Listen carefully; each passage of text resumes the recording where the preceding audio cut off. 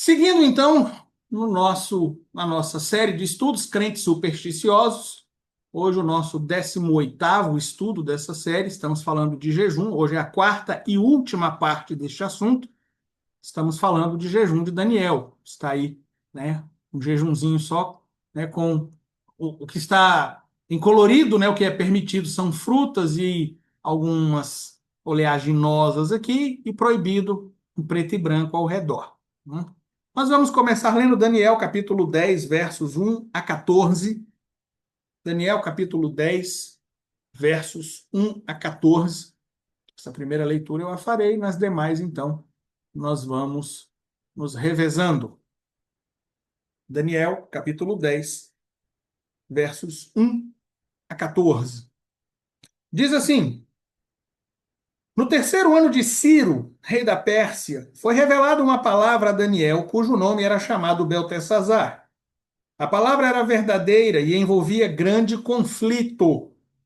E ele entendeu esta palavra e tinha entendimento da visão. Naqueles dias, eu, Daniel, estive triste por 3 semanas.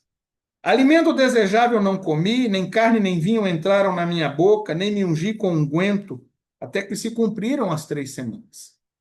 E no dia 24 do primeiro mês, eu estava à borda do grande rio Idequel. E levantei os meus olhos e olhei, e eis um homem vestido de linho, e os seus lombos cingidos com ouro fino de ufaz. E o seu corpo era como berilo, e o seu rosto parecia um relâmpago, e os seus olhos como tochas de fogo, e os seus braços e os seus pés brilhavam como bronze polido, e a voz das suas palavras era como a voz de uma multidão. E só eu, Daniel, tive aquela visão. Os homens que estavam comigo não a viram. Contudo, caiu sobre eles um grande temor e fugiram escondendo-se. Fiquei, pois, eu só a contemplar esta grande visão. E não ficou força em mim. Transmudou-se o meu semblante em corrupção e não tive força. Contudo, eu ouvi a voz das suas palavras. E ouvindo o som das suas palavras, eu caí sobre o meu rosto num profundo sono, com o meu rosto em terra. E eis que certa mão me tocou e fez com que me movesse sobre os meus joelhos e sobre as palmas das minhas mãos. E me disse: Daniel, homem muito amado, entende as palavras que vou te dizer, e levanta-te sobre os teus pés, porque a ti sou enviado. E falando ele comigo esta palavra, levantei-me tremendo. Então me disse: Não temas, Daniel, porque desde o dia em que aplicaste o teu coração a compreender e a humilhar-te perante o teu Deus, são ouvidas as tuas palavras, e eu vim por causa das tuas palavras. Mas o príncipe do reino da Pérsia me resistiu 21 dias. E eis que Miguel, um dos primeiros príncipes, veio para ajudar-me, e eu fiquei ali com os reis da Pérsia. Agora vim para fazer-te entender o que há de acontecer ao teu povo nos derradeiros dias, porque a visão é ainda para muitos dias. Amém. Até aqui. Recapitulando o que nós já vimos até aqui, nós fizemos uma introdução sobre o jejum, né, essa prática que já é desde, né, do início, vamos dizer assim, do povo de Deus, mas que infelizmente tem sido muito distorcida, deturpada, modificada ao longo dos anos. Então, falamos o que é o que não é jejum, e vimos que o jejum é um ato de consagração ao Senhor, não é greve de fome, não é chantagem, né? É um ato de consagração ao Senhor. Trouxemos um apanhado histórico, né, de como essa atividade foi sendo distorcida desde lá do Monte Sinai, onde ela é inserida numa frase que Deus diz, né? Afligireis a vossa alma, até os dias de hoje, em que é realmente uma greve de fome, uma chantagem com Deus. Fizemos esse apanhado histórico aí. Falamos sobre jejum e sacrifício, né? Jejum é uma oferta ao Senhor ou é um ato para o meu aperfeiçoamento, né? E jejum é um ato para o meu aperfeiçoamento. Não é greve de fome, não é chantagem, né? Então não faz sentido aquilo que as pessoas fazem de entregar o jejum, né? Acaba o momento de jejum e elas entregam. Você está entregando o que? Você está fazendo chantagem? Você está mostrando, Deus, olha aí, ó, jejuei 12 horas, me dê aí o que eu estou querendo, né? Então não faz sentido aquilo. Você orar encerrando o jejum, pedindo ao Senhor sua presença sobre você e tal, faz todo sentido. Entregar o jejum não faz sentido, não é uma oferta ao Senhor. Tratamos então sobre jejum de prazeres, né? Que algumas pessoas dizem que existem, outros que não existem, jejum de Coca-Cola, jejum de rede social, jejum de algumas coisas. E alguns dizem que não, que jejum é só de alimento, né? O próprio termo jejum diria isso. Nós então abordamos a questão pelos vários termos para jejum, suas etimologias, tanto no latim quanto nas línguas saxônicas, né? E vimos que no latim está associado ao alimento, mas nas línguas saxônicas, como inglês, dinamarquês, norueguês, etc., está associado a propósito, a objetivo, a foco, né? Então, o termo em si não pode ser usado como argumento para dizer que uma pessoa que se abstém de qualquer outra coisa que não alimento não está jejuando. Mostramos o jejum nos tempos bíblicos e vimos lá que o jejum era um pacote, né? Era um ato dentro de um pacote do afligir a alma. E você tinha ali outras coisas das quais deveria se abster. Então também havia né, outros prazeres, né, até mesmo, né, não se chegueis à mulher, né, e é um prazer sexual, as pessoas tinham que, né, se abster daquilo. Então, por essa ótica também é viável, é possível, né? E aí falamos do objetivo do jejum. Se o objetivo do jejum é matar a natureza carnal, qualquer coisa que eu faça que vá me levar a isso, aquilo que me dá um prazer e eu estrangulo esse prazer para fortalecer o espírito, fique bem claro, né? Eu deixo de fazer aquilo, né? E vou orar, vou estar mais perto do Senhor, isso é válido. O objetivo é aproximar do Senhor. Até porque tem gente que jejua já uma semana, né? E você vai dizer que aquele é o que vale. A pessoa não fez esforço nenhum, não matou nada na carne, nem célula morreu com isso, né? E a pessoa está jejuando porque se absteve. Então existe sim jejum de outras coisas. E aí começamos a falar do jejum de Daniel, né? E falamos o que seria, né? Um jejum de 21 dias em que você não come um monte de coisa, só come algumas coisas lá, para estar mais perto do Senhor, teoricamente, né? E aí, como fazer, como eu disse, tem lá uma lista do que não faz, do que não pode comer e do que pode comer nesses 21 dias. E aí fizemos o histórico, né? E mostramos que o jejum de Daniel, ele surgiu em 2007. Ele não é algo histórico, ele não é algo do Novo, desde o Antigo Testamento ou do Novo Testamento, como a criadora alega, né? Isso existe desde nós mostramos que não existe, né? É algo que antes de 2007 você não ouvia falar. E ele ficou famoso em 2010. Então, surgiu em 2007, mas ficou famoso em 2010 por causa de um ator americano. E aí começamos a tratar dos problemas desse método. O primeiro deles é que cria um amuleto, né? Isso tem visto muito os crentes dizendo, eu vou fazer um jejum de Daniel, esse aqui é o poderoso, né? Foi só eu começar o jejum de Daniel que a coisa desenrolou. Então, as pessoas começam a atribuir poder ao jejum de Daniel, né? E essa ação tem poder, né? Então, cria-se um amuleto, cria-se uma superstição.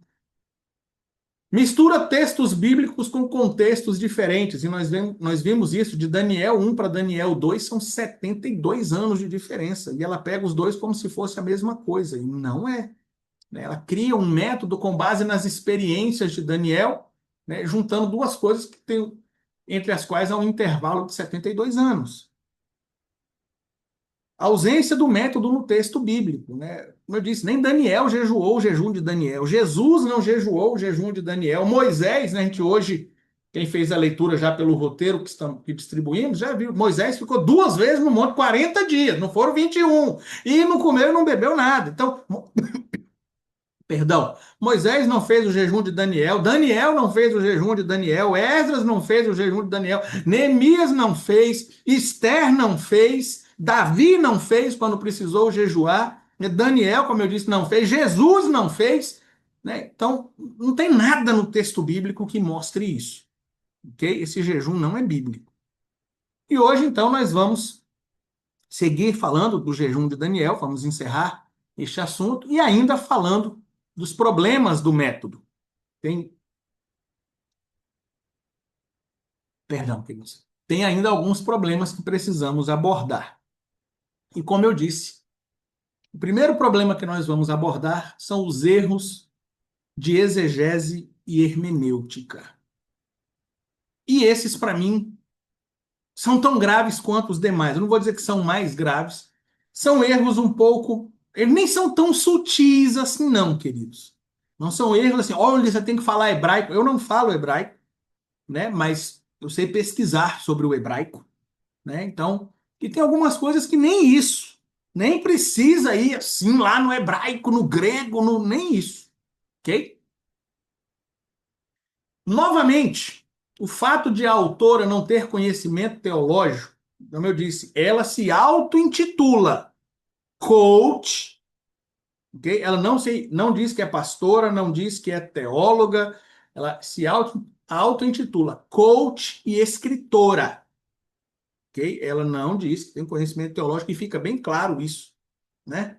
Então, mas o fato de ela não ter conhecimento teológico e sequer haver feito um mínimo estudo com os termos originais, contextos literários e históricos, depõe contra o método e traz sérios problemas. Como eu falei, a questão é, eu não falo hebraico, queridos, mas hoje você tem léxicos, você tem sites, você tem aplicativos, você tem de tudo um tanto para fazer essa pesquisa. E ela não fez e criou um método aí dizendo que existe desde o Antigo Testamento, né? E não é. Ela não olhou os termos originais que aparecem no texto, no livro de Daniel e os contextos literários e históricos. Há basicamente três erros de hermenêutica e de exegese, ou de exegese e hermenêutica.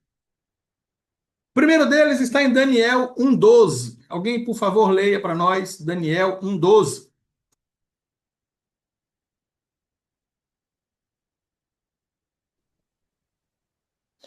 Experimenta, te peço-te os teus servos 10 dias, e que se nos deem legumes a comer e água a beber. Experimenta os teus servos 10 dias. Em Daniel 1,12, Daniel não jejuou. Se esse texto é a base, né, se ela diz, como eu li semana passada, que ela pega as experiências de jejum de Daniel para criar o método dela, já começou mal. Porque em Daniel 1,12, Daniel não jejuou. Uma vez que ele propôs no seu coração não se contaminar com a porção das iguarias do rei, nem com o vinho que ele bebia, aí eu misturei, peguei dois, né? Ele pediu ao chefe dos eunucos que lhe permitisse não se contaminar. Está escrito aí que Daniel parou de comer? Que Daniel fez um jejum? Que ele apregoou o jejum para ele e para os seus três amigos? Está dizendo que ele pediu para não se contaminar. Ou seja, ele não jejuou, ele não parou de comer, não. Apenas pediu ao chefe dos eunucos que o liberasse de comer aqueles alimentos, dando-lhe os alimentos limpos, conforme a lei mosaica. Queridos, o famoso verso de Daniel 1,8, ele está dizendo exatamente isso. O que o rei comia, a porção do rei, eram alimentos que os judeus não podiam comer, né? Alimentos dilacerados, alimentos com sangue, alimentos de animais impuros à lei mosaica e alimentos consagrados a ídolos. E o que que Daniel fez, ele não disse assim, olha, então agora eu vou comer só o santificado, purificado, só. Ele pediu o quê? Eu não quero comer disso aqui, não. Deixa eu comer o que a lei de Deus, a lei judaica, me permite. Ele só tirou um alimento, né? Então ele não parou de comer, apenas se ateve aos alimentos permitidos nas leis alimentares, né? As kashrut, com exceção das carnes. Então a única coisa que Daniel parou de comer foi carne. Foi a única coisa, certo? Ele não criou, ele não apregoou um jejum. Eu quero que isso fique claro. O que Daniel comeu foi o que a lei mosaica permitia. Ele pediu para comer o que a lei mosaica permitia, exceto pelas carnes.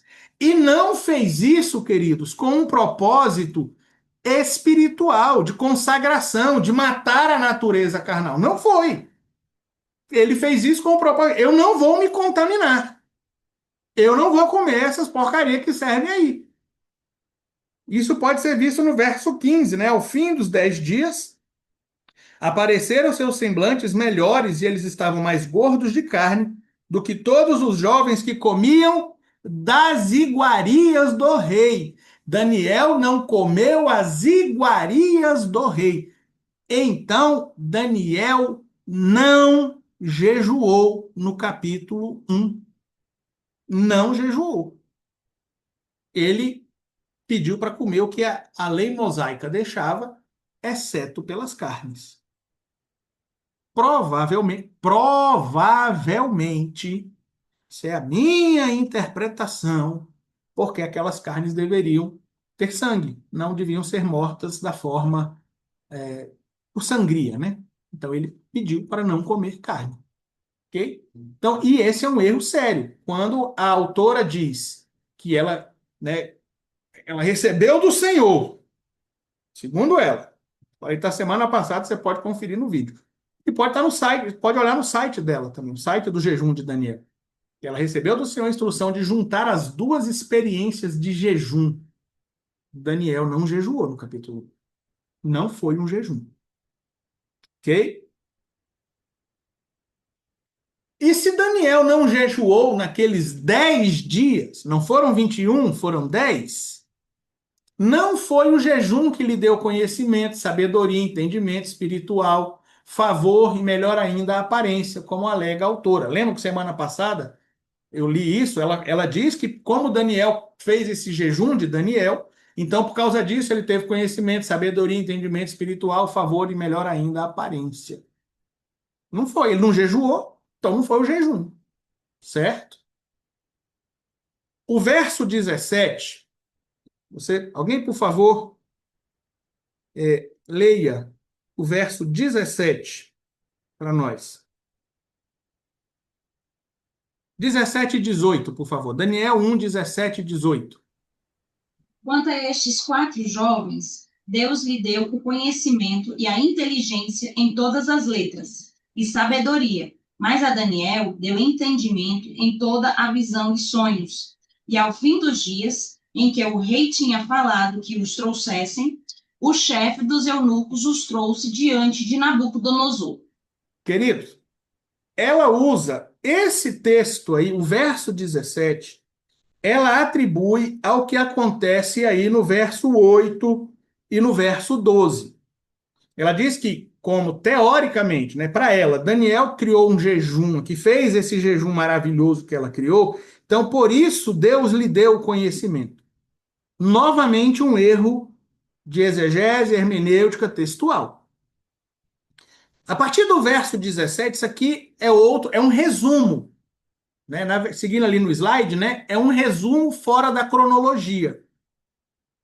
O que acontece? No verso 8, Daniel propôs no seu coração não se contaminar com as iguarias do rei. No verso 12, ele pede para não comer aquilo. E ele é experimentado por 10 dias. O tempo de experiência de Daniel é de 10 dias. E depois daqueles 10 dias, o que acontece? Ele volta para comer as iguarias do rei? Não, ele continua sem comer as iguarias do rei. Ele continua comendo o que a lei mosaica permitia. Inclusive, ele volta provavelmente a comer carne. Né? Ele diz que ele não comeu por aqueles 10 dias. Provavelmente depois dos 10 dias ele volta a comer carne. Ok? E aí, no verso 16, né, lhe dava legumes, né? Tirou-lhes a porção das iguarias e o vinho que deveria beber, ele lhe dava legumes. Ok? O verso 17 é um outro assunto. Aqui, esse capítulo é o capítulo introdutório do livro. Aí então, ele muda de assunto. Fala, quanto a estes 4 jovens, Deus lhes deu conhecimento, a sabedoria e todas as letras. Ele não está falando isso por conta do jejum. Ele está falando que aqueles 4 jovens foram usados por Deus na Babilônia, né, com entendimento, com sabedoria. Não está falando do jejum. Inclusive, no verso 18, ele diz: e ao fim dos dias. Que fim dos dias? Os dias que estão escritos no verso 5. Verso 5, por favor, Daniel 1:5, alguém leia. E o rei lhes determinou a porção diária das iguarias do rei e do vinho que ele bebia.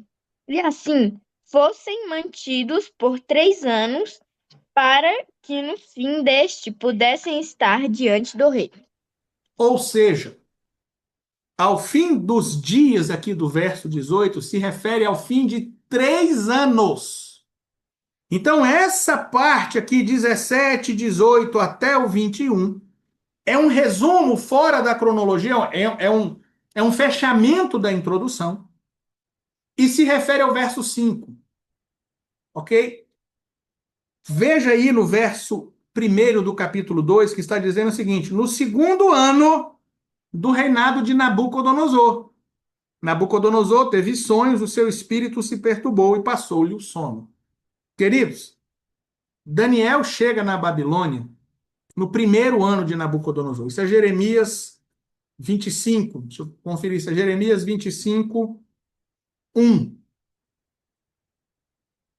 Alguém, por favor, lê Jeremias 25, 1.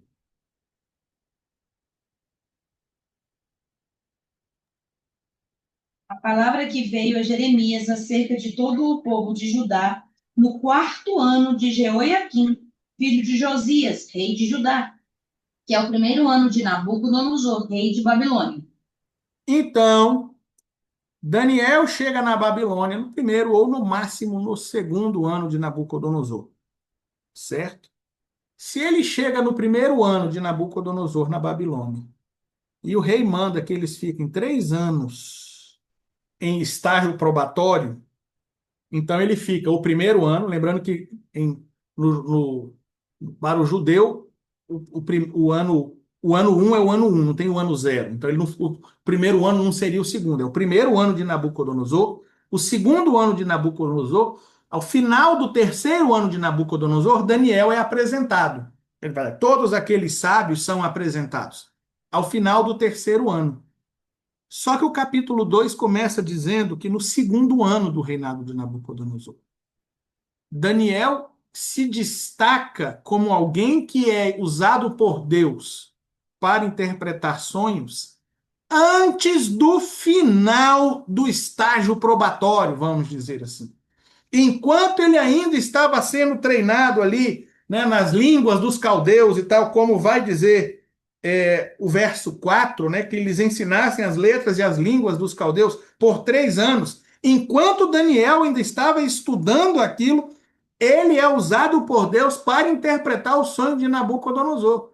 É no final. Então, o verso 17 ao verso 21, ele está fora. Ele deveria vir depois do capítulo 2, cronologicamente falando.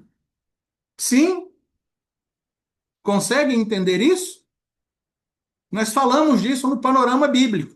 Esse final aí do verso 17 a 21 do capítulo 1, se nós fôssemos colocar em ordem cronológica, ele viria no final do capítulo 2. Porque ele trata do que aconteceu no final de 3 anos, e o capítulo 2 é no segundo ano. Então, quando a autora usa o verso 17 dentro da perícope do verso 12, ela está cometendo um erro textual. Sim? Entendido? Ok. Daniel foi usado por Deus porque se propôs a ser-lhe fiel em meio às iguarias do rei. Daniel não foi usado por Deus porque a alimentação dele era vegana. E eu não estou dizendo que vegano não é o que é usado mais ou menos por Deus. O que eu estou dizendo é que, querido, se você adotar a dieta vegana ou o jejum de Daniel, você vai ser mais usado por Deus, você está atribuindo poder à dieta e não a Deus. E Deus usa quem ele quer. E Elias, o grande profeta, comia pão e carne trazido por corvo. Então não é o comer ou não comer, não é o que se come ou o que se deixa de comer que nos faz ser usados mais ou menos por Deus. Né? Não foi com Daniel. Não é porque ele teve a dieta que a escritora adotou que ele foi mais usado por Deus. Isso aí é superstição. É aí que nasce a superstição. Você comer isso aqui ou não comer isso aqui, você vai ser mais usado por Deus, vai ter mais do Espírito Santo, mas não é isso. Aliás, isso é uma completa contradição do que ensina o Novo Testamento. O reino de Deus não consiste em comida e em bebida. Ok? Um segundo problema de exegese e hermenêutica está lá no capítulo 10, verso 2. Capítulo 10, verso 2, nós já lemos hoje, mas por favor, alguém leia para nós. Daniel 10, 2. Naqueles dias, eu, Daniel, estive triste por 3 semanas. Estive triste por 3 semanas. Daniel 10, 2 expressamente diz que ele esteve triste por 3 semanas. Novamente, não aparece aí que ele apregoou um jejum, que ele esteve triste. O verbo hebraico, né, para estar triste aí, né, é abal, que significa lamentar, sofrer aflições, entrar em luto, e expressa o lamento profundo e vocal que se segue à morte, preste atenção nisso aqui, ou a uma grande calamidade. Então, o que Daniel está dizendo é: naqueles dias eu, Daniel, vamos dizer, estive em luto, né? Lamentei profundamente por uma grande calamidade. Mas que calamidade, né? Espera aí que eu chego lá. Ainda o significado do verbo abal. Ao contrário da tristeza silenciosa que o jejum traz, né, o próprio Cristo ensinou a jejuar, não é para você sair dizendo para todo mundo que você está, né? Traz a demonstração pública e externa de pesar, com rasgar vestes, vestir-se de saco, sentar-se no pó e emitir lamentos ou cantos fúnebres. Ocorre 39 vezes no Velho Testamento, formando um retrato coerente. Luto pessoal. Então coloque aí, eu, Daniel, estive de luto. Não é jejum. Vamos lá em Gênesis 37 e 34. Então Jacó rasgou as suas vestes, pôs saco sobre os seus lombos e lamentou a seu filho muitos dias. Aqui é quando os filhos de Jacó trazem a capa de José, né, suja de sangue, e falam: ó, vê se é do teu filho aí. Ah, meu filho foi comido por uma fera. O verbo aí, né, é abal, certo? Tem 34, né? Rasgou as suas vestes, pôs saco sobre os seus lombos e lamentou. Aí é abal. É de luto. Segundo Samuel 13, 37. Assim, Absalão fugiu e foi a Talmai, filho de Amiú, rei de Gesur. E Davi pranteava por seu filho todos aqueles dias. Pranteava por seu filho. Estava de luto. Para Davi, Absalão tinha, né, morrido, né? Era um luto pessoal. E aqui vem um adendo. Todos aqueles dias, são 3 anos. No verso 38 vai mostrar, são 3 anos que Absalão ficou em Talmai. 3 anos. Você acha que durante 3 anos Davi não comeu carne por causa de Absalão? Não, ele está dizendo que Davi chorava, tinha saudade, né? Sabe aquela situação, quem já perdeu um ente sabe disso. De repente, assim, do nada, você dá aquela saudade, você chora, né? Num primeiro momento, faz parte do luto. Isso faz parte do luto. É o que aconteceu aqui. Mas Davi não parou de comer carne 3 anos por causa de Absalão, não deixou de comer, de beber vinho por causa de Absalão. Ele chorava, ele estava de luto. O aqui, né, lamentava por seu filho, é Abal. Uma catástrofe nacional, até profética. Isaías 24, 4.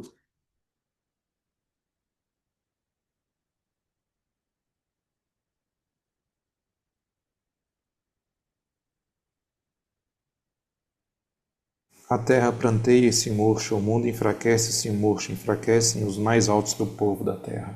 A terra pranteia. Abal. Você acha que a terra entrou em jejum, né? Agora a terra virou vegana, né? Então, o verbo não está associado, queridos, a um jejum, né? Quando Daniel diz eu estive triste, ele não está falando que ele jejuou. Aí você vai dizer, mas no verso seguinte ele falou que não comeu. Ele não comeu porque ele estava de luto, não porque ele estava de jejum. E para terminar, Miqueias 1:8. Já que nós já lemos os três, vamos ler os quatro. Por isso lamentarei e gemerei, andarei fora, despojado e nu. Farei lamentações como de chacais, e pranto como de avestruzes. Então, é Miqueias falando, né, do seu lamento pelo povo de Judá e de Israel. Então, está falando de um lamento, né, um luto, vamos dizer, uma catástrofe nacional. Os reinos seriam destruídos. Então, o verbo que Daniel usa não se refere a jejum, se refere a luto, lamento, ok?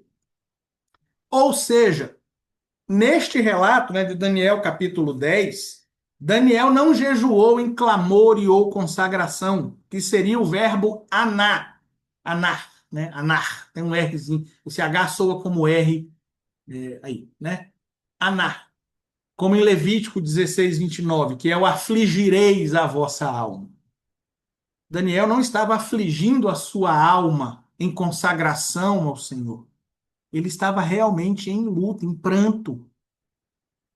Ele esteve em luto e lamento. Alguns defendem uma crise depressiva, como a de Elias. Então, quando ele diz aí, né, naqueles dias, eu, Daniel, estive triste por 3 semanas, ele está dizendo assim, olha, eu fiquei, né, abalado. Né? Elias não chega para Deus e fala, Senhor, já basta, não sou melhor do que meus pais, toma minha vida. Né? E as pessoas falam, Elias estava em depressão, teve uma crise depressiva, né? E muitos entendem aqui Daniel falando isso. Olha, eu fiquei abalado. Ele não pediu a morte, como Elias, mas ele teve uma crise depressiva. E aí tem um detalhezinho. Alguns até defendem que os primeiros versos explicam os efeitos da visão em Daniel. Querido, está com a sua Bíblia aberta em Daniel capítulo 10, né? Veja. Capítulo 10, verso 1. No terceiro ano de Ciro. Em que mês? Em que dia? Não falou. Naqueles dias. Que dias? Nos dias que a palavra foi revelada. Daniel capítulo 10, verso 1, ele diz: no terceiro ano de Ciro, rei da Pérsia, foi revelada uma palavra a Daniel. E aí no final do verso ele diz: e ele entendeu esta palavra e tinha entendimento da visão. E naqueles dias ele ficou triste. Que dias? Nos dias que ele recebeu e teve o entendimento. Então, alguns defendem que a tristeza de Daniel, essas 3 semanas que Daniel ficou triste, foram causadas por causa da visão. E não porque ele jejuou, ele teve a visão. Consegue entender a diferença?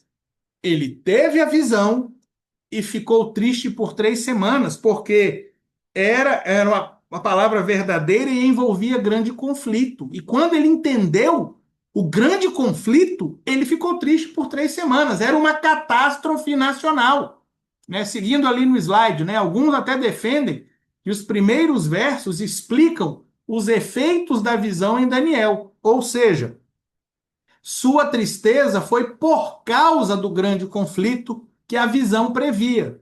Isto é, o fim do Império Medo-Persa, a ascensão do Império Grego, sua divisão e as várias guerras na Terra Formosa. Nós tratamos disso aqui no Panorama Bíblico, e tratamos muito bem disso aqui. O final, capítulo 10, os capítulos 10 e 11 de Daniel, nós paramos neles e nos dedicamos muito. Vimos ali no período chamado período interbíblico, a ascensão do Império Grego que Daniel prevê aqui, né, a ascensão do Império Grego. Então, os gregos dominam o Império Medo-Persa. Então, Ciro domina. Ciro Ciro não, perdão. Os gregos, Alexandre o Grande. Alexandre. Alexandre, obrigado. Alexandre o Grande domina o Império Grego, o Império Medo-Persa, meu Deus do céu. São as guerras médicas, né? Nicole e Enzo aí ainda vão passar por isso. As chamadas guerras médicas é Alexandre o Grande vencendo o Império Medo-Persa, mas Alexandre o Grande morre. E seu reino é dividido entre seus 4 generais, né? Lisímaco, Antíoco, deixa para lá, são 4, né? Agora fica difícil. Ptolomeu, Lisímaco Sandro. e Cassandro, isso, obrigado. Né? Então, são seus quatro generais. E aí você segue vendo, aí, e tem aquele momento em que a Terra Formosa, o reino que era, o território que era Judá e Israel, fica no meio. E é só guerra ali, todo mundo brigando para dominar aquilo ali. Ninguém conseguia dominar o outro sem dominar a Terra Formosa. E foram períodos de muita angústia. E culmina em Antíoco IV Epifânio, que é, né, um tipo do anticristo. E ele trouxe grande sofrimento ao povo, trouxe grande profanação aos judeus. Então Daniel viu tudo isso. Essa visão que é revelada a Daniel, ele fica triste, ele vê o que acontece ao seu povo, o sofrimento que os judeus passariam. Apesar de começar, né, já ter tido, na verdade, a libertação por Ciro, viria só sofrimento daqui. Aqui é o 3º ano de Ciro. Os judeus já tinham começado a voltar, já tinham voltado com Zorobabel. Mas ele, né, olha que alegria, os judeus voltaram, mas vem chumbo grosso aí. Então, o que muitos comentaristas defendem, e eu concordo, é que esses primeiros 3 versos, mais uma vez, eles estão falando da visão. E a partir do verso 4, ele conta a visão. Então ele fala, olha, eu vou contar para vocês uma visão que eu tive. A visão foi feia. Rapaz, a visão foi tão pesada que eu fiquei 3 semanas doente, de luto, lamentando. A visão era a seguinte. E aí ele começa. Então, na verdade, ele não teve a visão porque jejuou. Ele ficou triste 3 semanas depois que ele teve a visão. Isso é um erro também de exegese, hermenêutica e cronologia aí, que a autora também ignora. Então, Daniel também não jejuou no capítulo 10. Daniel esteve de luto pelo seu povo. Não tem jejum. Ou seja, no capítulo 1 não tem jejum. No capítulo 10 também não tem jejum. Ou seja, o jejum de Daniel não existe. Não existe. Ok? Em todo caso, se você disser, não, pastor, eu não concordo, eu acho que realmente, primeiro ele teve as 3 semanas e depois ele teve a visão, o texto não se refere a um jejum. 3 semanas que ele, né, ficou sem comer, não quer dizer que ele fez um jejum espiritual, ele estava de luto. Então o texto não se refere a um jejum feito por Daniel para se aproximar de Deus, que é o incorreto uso do texto pela autora. Ela pega isso aqui e fala, olha só, daqui tem uma lição para a gente, né, não comer alimento desejável, não tomar vinho, porque a gente se aproxima de Deus. Mas Daniel não fez isso para se aproximar de Deus. Daniel fez isso porque ele estava triste, porque ele estava de luto. Era catástrofe nacional. Sim? Sim, pastor Diego? Talvez, pastor, a gente possa até, eu sei que o senhor já tem intensificado bastante, mas acrescentar isso. Não era só uma catástrofe nacional, assim, no sentido judaico, mas seria uma catástrofe nacional no sentido do povo de Deus.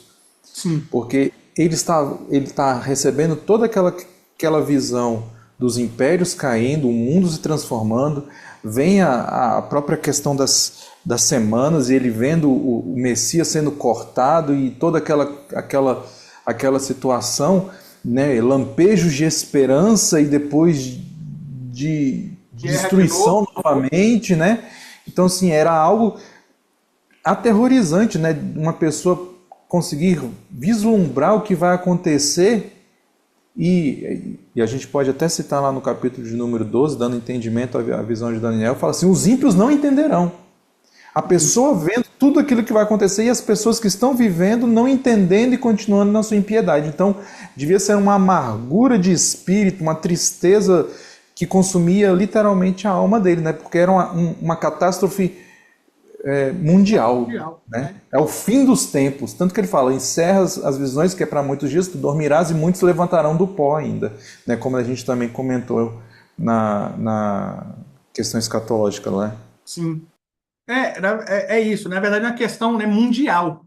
Inclusive de reinos que naquele momento ainda, né? Quando o anjo diz, ó, é a Grécia, né? A Grécia ainda não estava, né, ainda não era essa ameaça mundial, né? E o anjo já estava dizendo, a Grécia vai se levantar, vai se tornar um reino grande. Na verdade, é o greco-macedônio. Então, na verdade, a Macedônia iria dominar a Grécia e aquele império iria partir, dominar a Pérsia e dominar o mundo, né? E ainda a destruição do povo de Deus, né? Por exemplo, em Daniel 11, 32, fala, mas o povo que conhece a Deus se tornará forte e tornar proezas. Mas aí muitos, os entendidos entre o povo ensinarão a muitos, todavia cairão pela espada. Então isso que o pastor Diego falou, né? O povo de Deus, aí, de repente, parece que está fazendo proeza e vai para o chão de novo, e o mundo, né, entra em agonia, em cataclismas, né? É angustiante. Então, o luto de Daniel, ele estava em luto por isso. E não jejuando para estar mais perto do Senhor. Então, de novo, quando a autora diz que ela usa a experiência de jejum de Daniel, no capítulo 1º e no capítulo 10, com todo respeito, não existe experiência de jejum no capítulo 1 e nem no capítulo 10. No capítulo 1, nós temos uma recusa de fugir da lei mosaica.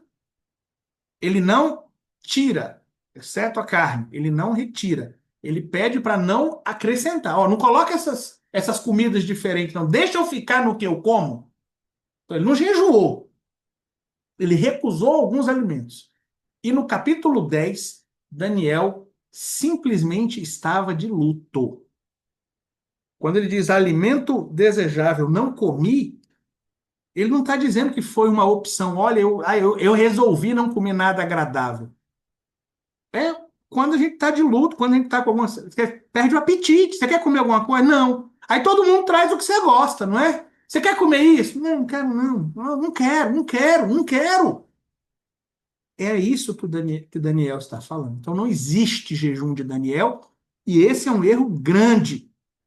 Né? Aqui faltou a autora ir olhar o que diz o texto hebraico sobre essa experiência de Daniel. Voltando lá em Daniel 1:12, essa eu quero. Essa aqui, mas de novo, porque essa aqui agora é uma outra questão, né? Daniel 1:12 diz: experimenta, peço-te os teus servos 10 dias, que se nos deem legumes a comer e água a beber. Essa questão do que eu vou tratar agora, que é aquela questão das leguminosas que eu falei na semana passada, apesar de não interferir na prática do método, expõe a gravidade do despreparo teológico, né, exegese e hermenêutica da autora. No fim das contas, já vou antecipar, querido. O que você vai dizer, sim, pastor, mas tudo isso que você falou continua valendo. Ela falou uma coisa, o senhor está dizendo que ela errou, mas chega na mesma conclusão. É verdade. É verdade. Como eu disse, o que eu vou falar agora não vai mudar o que ela permitiu comer. Não vai mudar. Mas eu quero bater no argumento dela. Porque, apesar do resultado estar certo, A premissa está errada. O argumento está errado. E como é um argumento, um erro, vamos dizer, básico, um erro básico, eu quero mostrar a gravidade, como essa pessoa, essa autora e coach, essa escritora e coach, não tem conhecimento, embasamento para criar algo desse calibre, vamos dizer assim. Isso, o que ela cria está errado em vários sentidos. Ela não tem preparo para isso. Okay? Não estou dizendo que eu tenho, mas estou dizendo que ela não tem.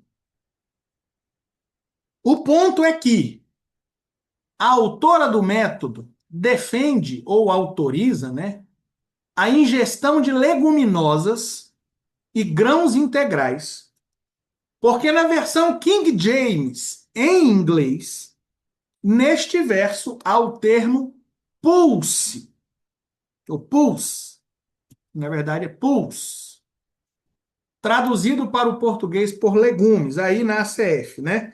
E que se nos deem legumes. Na King James aí é pulse, ok? Só que quando ela vai criar a regra, ela diz o seguinte: então aqui aparecem as leguminosas. Nos deem a comer vegetais e leguminosas. Ela acrescenta o leguminosas aí por conta do termo inglês. Nós falamos há 2 semanas atrás sobre o problema de você criar uma doutrina com base no que está escrito no seu idioma, na sua realidade, né? Não, como para mim jejuar 24 horas é quase a morte do corpo, então quem não jejua de alimentos não tá no jejum dele não vale. E aí tem gente que jejua 3, 5, 10 dias direto e não tem nenhum problema. Então eu não posso criar doutrinas pela minha realidade, seja ela social, seja ela idiomática, seja ela o que for. É até uma questão problemática aí dos usos e costumes. Os usos e costumes se enquadram aí, certo? Mas eu estou tratando aqui de outra coisa. Então, ela usa o termo em inglês, ela diz, olha, na King James aparece o termo pulse. E pulse, em inglês, é leguminosas. Então, pode comer leguminosas. De novo, você pode comer leguminosas pelo termo hebraico, mas o argumento dela está errado. Ou seja, a lista de regras não é embasada no texto hebraico original, mas sim na tradução. Criou-se uma doutrina, né, entre aspas, um método de jejum, se é que isso existe, e afirmaram-se fatos históricos, não com base no texto original, mas sim no texto traduzido. A gente faz algumas piadas sobre algumas coisas, queridos, que é isso, né? O fruto proibido era um coco, porque Gênesis diz que Adão tomou e comeu. Então, o fruto que dá para você tomar e comer é um coco. Isso é uma piada com base no texto em português. Porque em português, tomar também vale como beber. Em inglês, por exemplo, to drink é uma coisa, to take é outra coisa. E lá em Gênesis diz, he took and ate. Né? Ele pegou e comeu. Em português fica essa piada. A gente faz isso brincando. Ela não, ela fez isso sério. Ela pegou o termo em inglês e falou, bem, como no inglês está assim, então isso é uma doutrina. Ela não foi para o original. E é esse o meu ponto. No fim das contas, não vai mudar. Você pode comer, você pode, não faça isso aí não, mas quem faz poderia comer leguminosas e legumes pelo termo hebraico. Poderia, mas não pelo termo inglês. Ok? No texto hebraico original, o termo usado é zeroa. Então, onde está aí legumes, no hebraico é zeroa. Termo derivado, na verdade, né? Termo derivado de zera, que é semente, e cujo significado é algo semeado, produtos que brotam da semente, ou seja, vegetais em geral, não cereais ou leguminosas especificamente. Então, é um termo mais abrangente que o significado dado pela escritora. E aí, esse é o ponto. No termo hebraico, aparece aí, nos deem vegetais, nos deem daquilo que nasce de semente. E aí as leguminosas, né, feijão, grão de bico, fava, tudo isso Daniel está pedindo. O que tiver aí desse tipo de coisa, me dá. Só que quando aparece o termo pulse, ela pensou em legumes, como está na ACF. Ela pensou em legumes. Aí ela pensou, rapaz, vamos ter que parar de comer alguma coisa, ficar comendo chuchu, né? Legumes não é todo mundo que come, não. Não é todo mundo que gosta de comer legumes, não. Então ela meio que se viu numa enrascada. E aí ela acrescentou, mas pulse significa leguminosas. Ela abriu o leque usando um termo em inglês. Não sei se está claro. O termo zeroa significa vegetais. Mas as pessoas falam mais legumes, como está na ACF. Legumes. E aí, quando ela foi criar a regra dela, ela usou. É só legume. Não, legume é complicado.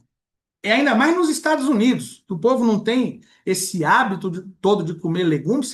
Você tem lá 3, 4 tipos de legumes que eles comem lá. É cenoura, né? Milho não é legume, eles comem muito milho, então é cenoura, brócolis, né? Couve de Bruxelas, e é isso aí, né? E aí ela acho que ela se viu numa enrascada e falou: sim, mas pulse também serve para leguminosas. Então ela usou um termo em inglês para manipular a lista. Ok? Segundo o Oxford English Dictionary, esse aqui é o de bolso, tá? Esse é um dicionário inglês-inglês. Aquele não é um dicionário de tradução. Aquele é um dicionário como o nosso, o Ais, Priberan, Aurélio, né? Ele tem o termo em esse dicionário aqui, né? Ele tem o termo em inglês e dá a explicação em inglês. Não adianta eu tentar mostrar para vocês aqui. Deixa eu ver onde está o termo aqui. Pulse. Acho que vocês não vão conseguir ler, né? Seria aqui, não vai dar para ler, não, tá? Mas essa aqui é a unidade de bolsa, é a pequenininha. No grande, né? O termo pulse era hebraico, era usado no mesmo amplo sentido do termo hebraico. Aqui ele aparece assim, né? O termo pulse aqui, ele significa as sementes comestíveis de várias plantas leguminosas, como grão de bico, lentilha, feijão e etc. A planta ou plantas produzidas disso. Então, o termo em 1611, na King James, aparecia o termo pulse. E lá naquela época, pulse era vegetais de uma forma geral. Tudo aquilo que nasce de semente. Então, em 1611, o verso aqui em inglês era: experimenta, peço-te os teus servos 10 dias, que se nos deem plantas e vegetais a comer, ou o que nasce de semente a comer. Era um termo amplo. Com o passar do tempo, querido, eu sempre falo isso aqui, nós, seres humanos, vamos emburrecendo em alguns aspectos. E o idioma é um deles. O idioma vai se restringindo. Termos que antes tinham vários significados, de repente eles viram um só. Né? Tá aí o arrepender-se, né? Que a gente fala muito, arrependeu-se Deus, e as pessoas, né, não vão olhar quando o termo foi traduzido ou, né, o que, que ele significa mesmo. Pulse, lá atrás, era uma gama, era tudo aquilo que nascia de semente. Hoje, 2007, quer dizer só leguminosas. A língua foi restringindo. Por isso ela colocou leguminosas. Porque ela não conhece, né, mal e mal o idioma dela. Ela não fez uma pesquisa, né? Quando a Bíblia King James foi traduzida, o que que esse termo queria dizer? Na verdade, esse termo hebraico, o que que ele quer dizer? Ela não fez essa pesquisa. E aí ela teve que fazer uma engendra, criar uma doutrina usando um idioma, um termo em inglês moderno e acrescentar. Então ela teve que mesclar uma coisa que já estava ali. Consegue entender? Então, em 1611, o termo pulse era usado no mesmo amplo sentido do termo hebraico. Com o tempo, por conta da degradação linguística, a palavra foi se restringindo a leguminosas secas, de onde a escritora retirou seu argumento em 2007. A língua degradou, mas se ela tivesse olhado um dicionário clássico inglês, ela teria visto o que a Bíblia King James queria dizer. Se ela tivesse pego o texto em hebraico, num léxico e olhado, ela teria entendido o que o termo quer dizer. Mas ela não olhou nada. Ela criou a experiência da cabeça dela, sem nenhum estudo bíblico do trem. Nenhum estudo bíblico foi feito. Ok? E esse é o meu ponto. Eu quero mostrar isso. O jejum de Daniel foi criado com base em qualquer outra coisa, menos na Bíblia. Então, apesar de que na prática essa questão não altera ou não deveria alterar a lista de alimentos permitidos pelo método, vários comentaristas usam-na para mostrar que o jejum de Daniel é mais uma invenção contemporânea. Ela teve que o termo contemporâneo não, né, o termo original não servia, então ela teve que vir para o contemporâneo porque ela não estudou o original, né? Então é mais uma invenção contemporânea do que um reflexo fiel do texto bíblico. Como eu disse, não tem estudo bíblico aqui nisso. Ela não fez nenhum estudo bíblico. É uma invenção. Ok? Uma observação aqui para nós. Vamos também tacar pedra na nossa vidraça. Eu sempre digo que a CF é a melhor versão em português. O pastor Diego e eu fizemos estudos independentes ao longo de anos. Tanto ele quanto eu. Chegamos na mesma conclusão. A gente mal e mal se conhecia na época, né? Não tínhamos a amizade que a gente tem hoje. E, bem, deixa para lá. Naquele momento a gente estava cada um no seu canto e fizemos estudos independentes e chegamos na mesma conclusão. Mas eu sempre digo, a ACF não é perfeita. Ela não é perfeita. É a melhor, mas ela não é perfeita, né? Então, o termo legumes usado na ACF também não é o mais correto, querido. Aqui é a mesma questão dela lá. No termo, na Bíblia que ela usou, aparecia, né, legumes.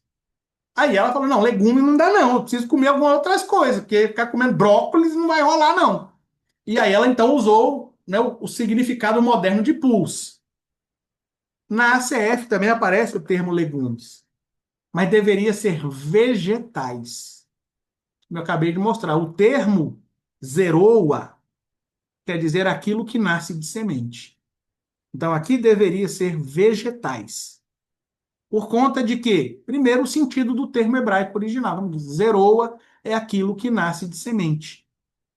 Ok? Essa classificação em frutas, verduras e legumes, ela é moderna. E ela não é científica, querido. Não pense, né, que é algo... A ciência dividiu o que é fruta, o que é verdura, o que é legume. A ciência diz o que é fruto, não o que é fruta. Ok? O tomate, né, muitos dizem, é uma fruta. O tomate é um fruto. Ok? Pode ser fruta? Na sua casa pode ser fruta, na minha pode ser legume, porque não existe isso, né? Pastora Lígia está aí nos acompanhando, ela é nutricionista clínica funcional e pode confirmar isso. Essa classificação em frutas, verduras e legumes, ela é moderna, né? Começou no século XV. Estamos falando de Daniel aqui, lá no ano 600, no ano 500 e pouco antes de Cristo, né? E ela só se consolidou entre os séculos 17 e 19. Então, né, muitas coisas alguém fala, isso é verdura, e o outro fala, isso é legume, né? Por quê? Porque não é científico, não tem algo que diga assim, olha, cientificamente, se tiver isso assim, assim, assim, assim, é legume. E se tiver isso assim, assim, assim, assado, é verdura. Não tem. Isso é algo, né, popular, das donas de casa, certo? Então, por isso que aqui não deveria ser legumes, porque você vai falar, não, mas então, alface. Alface é legume ou ela é verdura? Certo? Aí um vai dizer, claro que é verdura. O outro, não, é legume. E a couve? Então, se a gente usar o termo legume, a gente restringe. Um termo que no hebraico é mais amplo. Ok? Então, aqui não deveria ser legumes, deveriam ser vegetais. Ou ainda aquilo que nasce de semente. Outro motivo para deveria ser vegetais. Daniel provavelmente comeu todo tipo de vegetais. Ele comeu cereais, ele comeu trigo, cevada, espelta, milheto, que eram cereais da época. Nós já até tratamos disso quando falamos de princípios básicos de saúde à luz da Bíblia. Né, esses cereais que a Bíblia menciona no Antigo Testamento, né, espelta, milheto, cevada. Daniel comeu frutas, né, figo, azeitona. Azeitona é fruta ou é legume? Pois é, ele é um fruto, né? Daniel comeu fruto, comeu azeitona, comeu uva. Daniel comeu leguminosas da época, né? Lentilha, grão de bico, alfarroba, né? Daniel comeu castanhas da época, amêndoas, pistache. Ele comeu todo tipo de vegetal. Tudo isso aqui nasce de semente. E o termo do que ele pediu é isso: ó, me dá para comer o que nasce de semente. Se é legume, eu disse, não tinha legume, não tinha. Essa divisão não existia na época. Inclusive, é algo que acontece muito. Nós temos aqui no Brasil essa divisão, né? Assim, isso aqui é para comer doce, isso aqui é para comer salgado, né? E a gente cria isso aqui. E isso é puramente cultural, queridos. Tá? Isso é puramente cultural. Você vê aí, né, fora, e a gente já comeu muita coisa assim, né?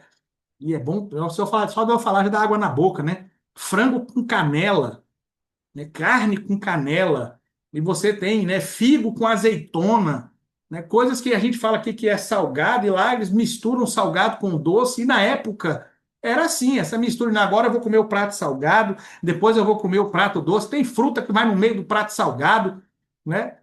Essa divisão é puramente cultural. Na época, né, se comia de todo jeito, ok?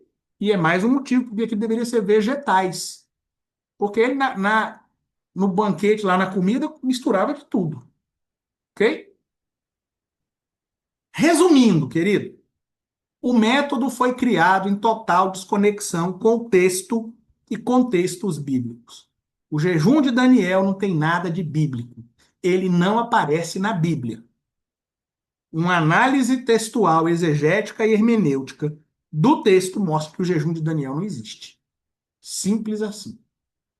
Ok? Um outro problema, né, do método, até que eu falei lá atrás, aqui já vou passar já bem rápido, que a gente já tratou disso, né? Há várias incoerências e contradições na metodologia, permissões e proibições, né? Como eu falei na semana passada. Por exemplo, se o método é baseado em Daniel 1:12 e Daniel 10:3, perdão, então só deveriam ser ingeridos vegetais e água, nada mais, nem suco. Vegetal e água. Aí ela libera suco em lata, suco não sei o quê. Vegetal e água. Certo? Falei na semana passada, né? A permissão para macarrão integral, manteiga de nozes, tofu e vegetais enlatados, mas a proibição para produtos processados.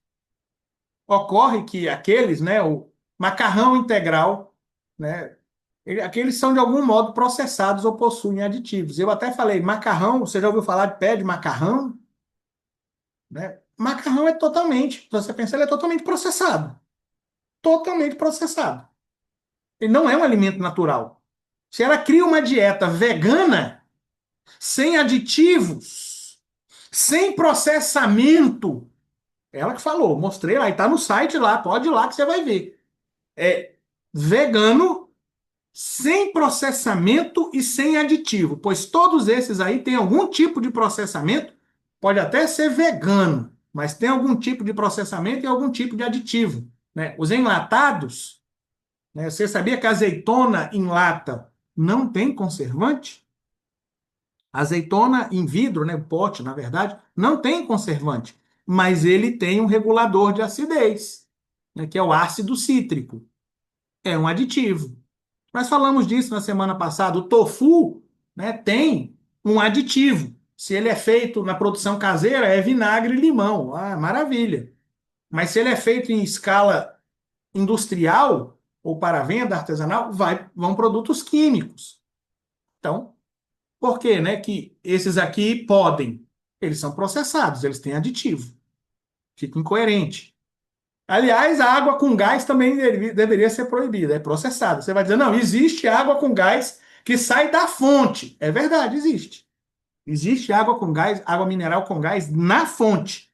É raríssima e é caríssima. Não pense que essa que você compra no restaurante, ela vem da fonte com gás, não. Não vem. Aquilo ali é injetado gás carbônico em alta pressão. Perguntei na semana passada, né? Por que o caldo de cana é proibido se ele é vegano? Por quê? Ah, porque ele tem alto teor de açúcar. Todas as frutas têm, inclusive a tâmara, que é muito consumida no Oriente Médio, é a fruta com maior teor, né, de frutose que existe. Então, por que ele podia comer tâmara e não podia tomar caldo de cana? Né? Tem açúcar do mesmo tanto ou mais. E é puramente vegano. Né? Então, por quê? Qual é a explicação? Como eu disse na semana passada, parece muito mais uma questão daquela cruzada que acontece nos Estados Unidos, né, contra o açúcar. Né? Essa é uma cruzada mesmo, né? Essa condenação do açúcar, porque o açúcar, porque o açúcar, porque o açúcar. Não estou dizendo que ele é herói, mas também estou dizendo que ele é vilão desse ponto. Certo? E é assim, se vai condenar o açúcar de cana, então não coma nenhum. Não coma nenhum. Nenhum, nenhum, nenhum. Ok? Então, por que o caldo de cana é proibido se ele é vegana, né? E a tâmara não? A pastora Lígia escreveu aqui, que é mais prazeroso, né? Para mim, eu gosto de um caldo de cana do mesmo tanto que eu gosto de uma tâmara. E o que dizer das bebidas que não são alcoólicas? Ela diz que não pode consumir álcool. Ok. O que dizer das bebidas que não são alcoólicas e não têm cafeína? Que ela fala que álcool e cafeína são proibidos. Ok. Mas tem bebidas que não são alcoólicas, não têm cafeína e ela não fala nada, né? Como certos chás, por exemplo. Um chá de maçã, ele é alcoólico? Não. Ele tem cafeína? Não. E aí, pode ou não pode? Ela disse que a bebida era só água, suco. Ela não fala de chá. Chá de capim-santo. E aí, pode ou não pode? Chá de hortelã, que lá no Oriente Médio tem hortelã também, né? Chá de hibisco, que tem para lá, né? E as bebidas clarificadas, né, como cajuína, abacaxina, nem todo mundo conhece essas bebidas.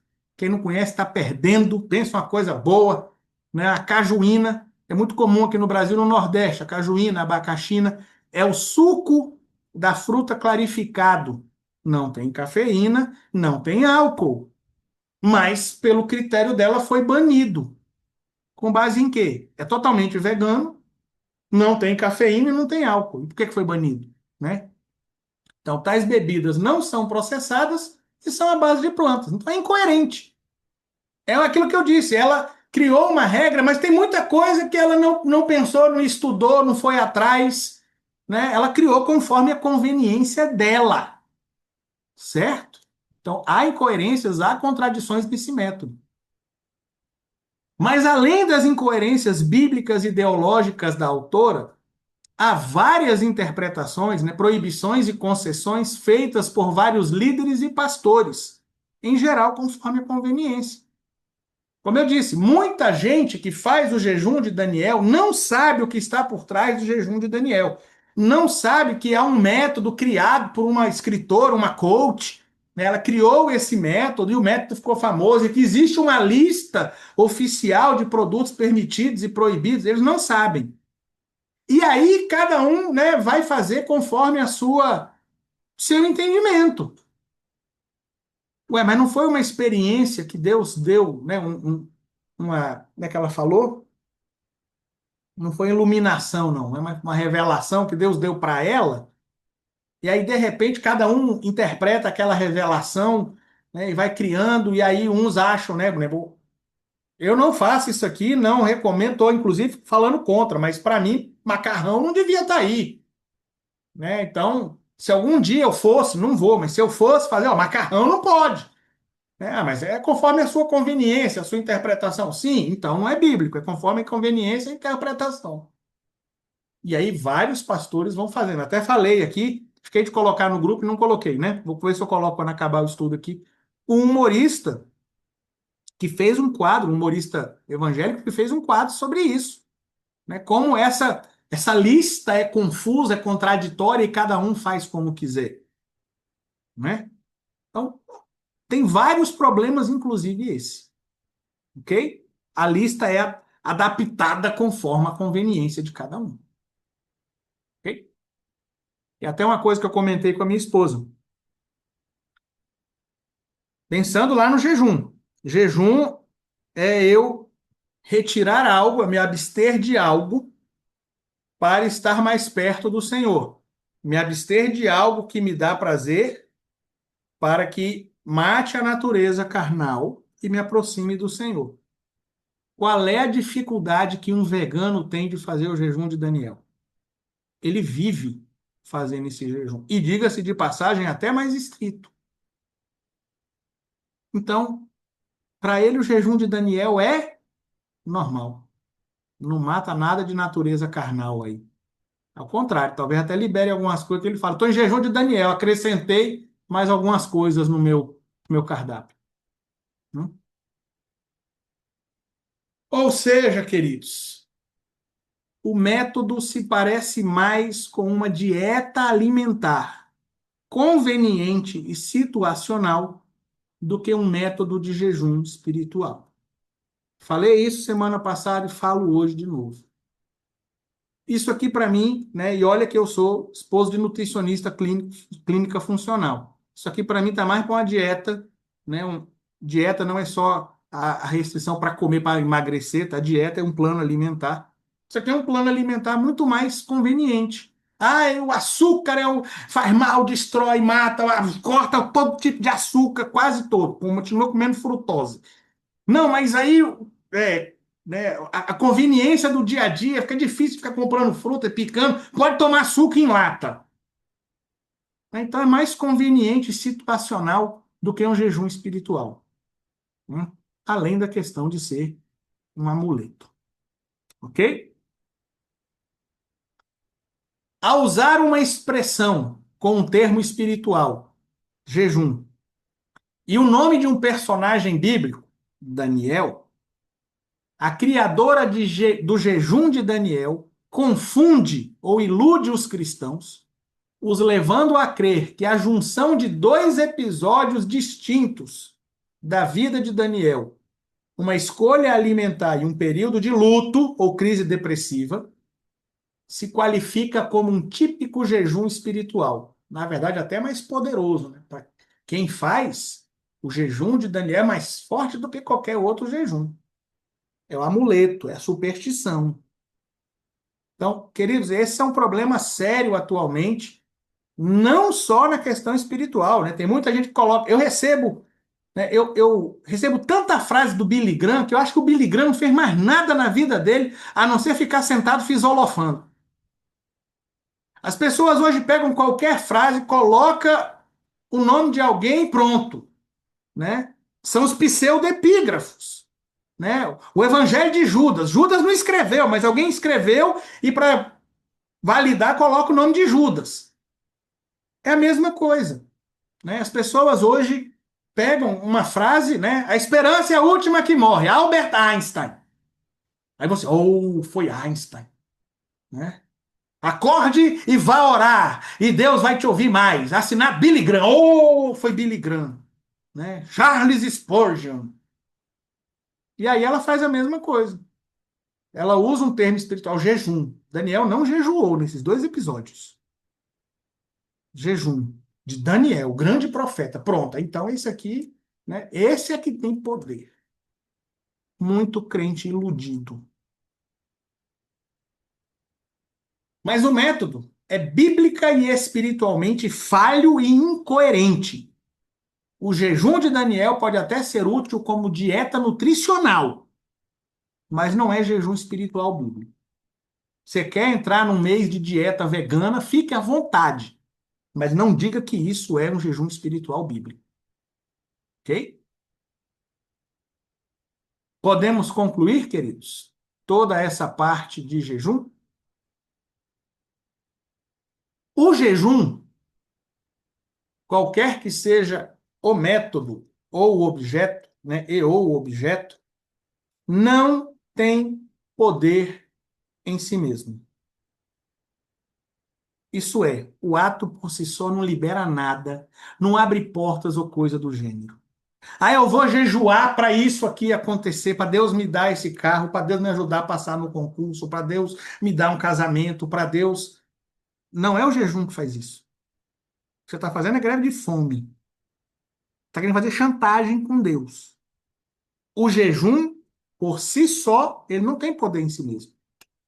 Ele não abre porta porque você está jejuando, né? E Deus agora se vê obrigado a fazer o que você está querendo.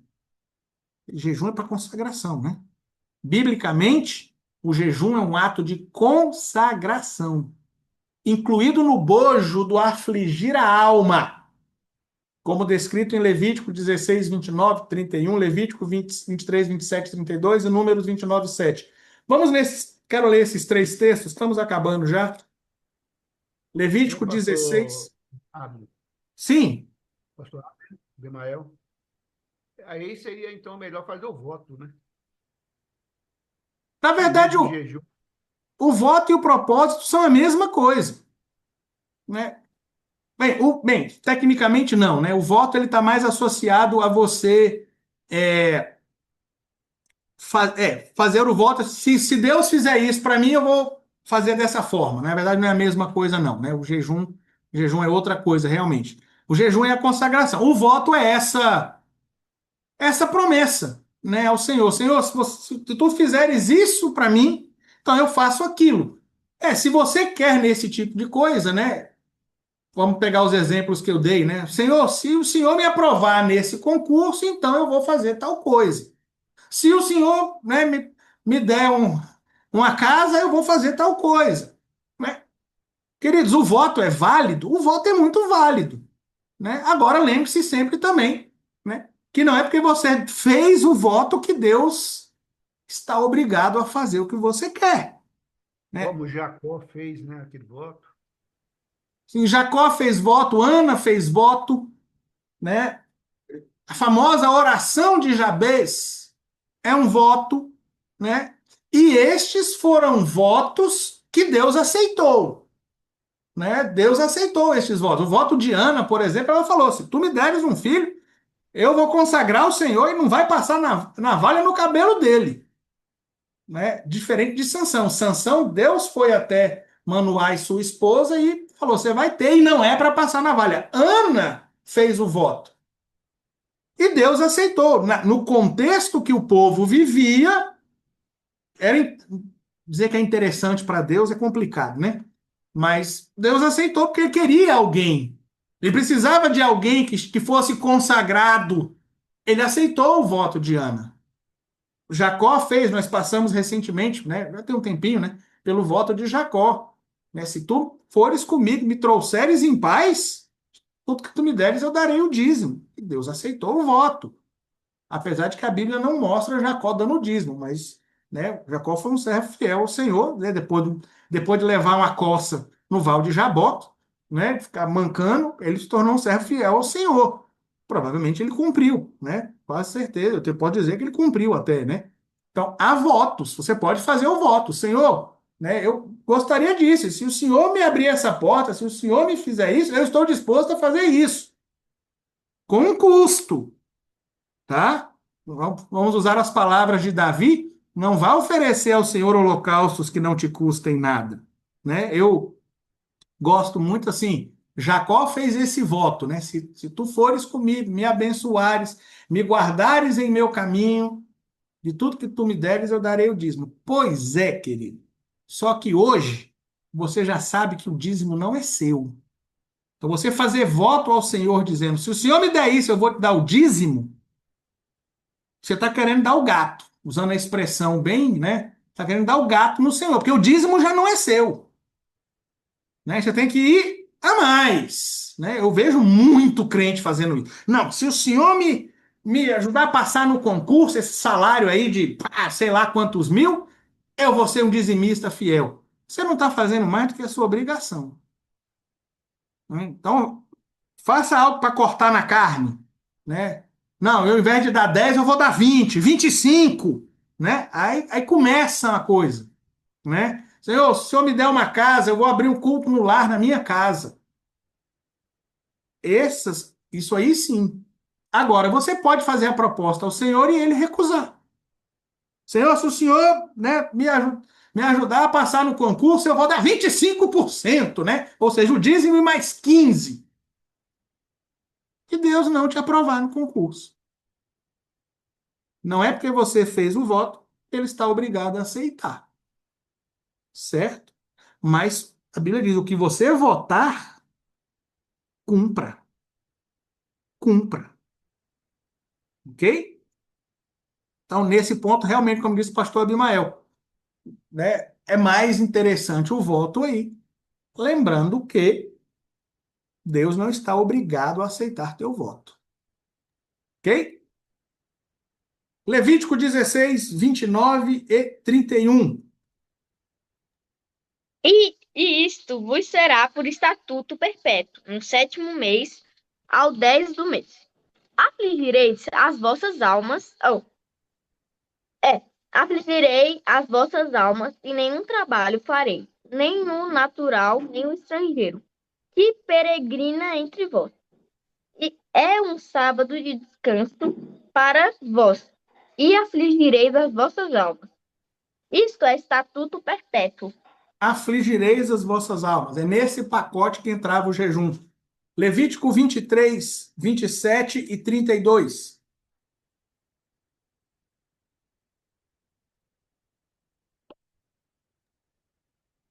Mas aos 10 dias desse 7º mês será o dia da expiação. Tereis santa convocação e afligireis as vossas almas e oferecereis oferta queimada ao Senhor. 32. Sábado de descanso vos será. Então afligireis as vossas almas. Aos 9 do mês, à tarde, de uma tarde a outra tarde, celebrareis o vosso sábado. Aqui já aparece no pacote do afligireis as vossas almas, já aparece ofertas queimadas ao Senhor. Lá nenhum trabalho fareis. Então, é toda uma gama de coisas. Números 29, 7. E no dia 10 deste 7º mês, tereis santa convocação e afligireis as vossas almas. Nenhum trabalho fareis. Eu disse. Então, essas são as vezes em que aparece o afligireis as vossas almas. É aí que entra o jejum, né? Não chegar a mulher, tá com a roupa limpa, né? Purificado, né? Não só espiritualmente, mas também, né? O povo chegava ao Senhor com a roupa, né, limpinha. Afligireis as vossas almas. É aí que entra o jejum. É na consagração para estar mais perto do Senhor. Isso é jejum, ok?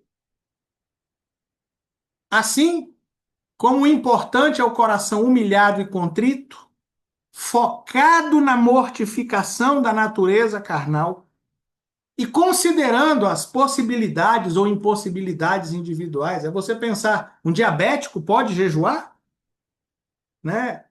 E alguém que já faz o tal do jejum intermitente de 3 dias, vale a pena para ele jejuar, né, 12 horas, esse jejum espiritual? Então, a condição de cada um, né? É incorreto estabelecer métodos ou regras. Só jejua quem se abstém daquilo. Abster daquele outro não é jejum, é propósito, né? Querido, Deus está olhando para o coração. Deus está olhando, Deus sabe.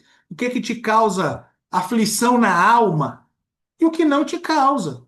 E você não sabe o que causa no outro, né? A gente devia se preocupar mais em, né, olhar por vós mesmos e não olhar pelos outros, né? O jejum que ele está fazendo não vale.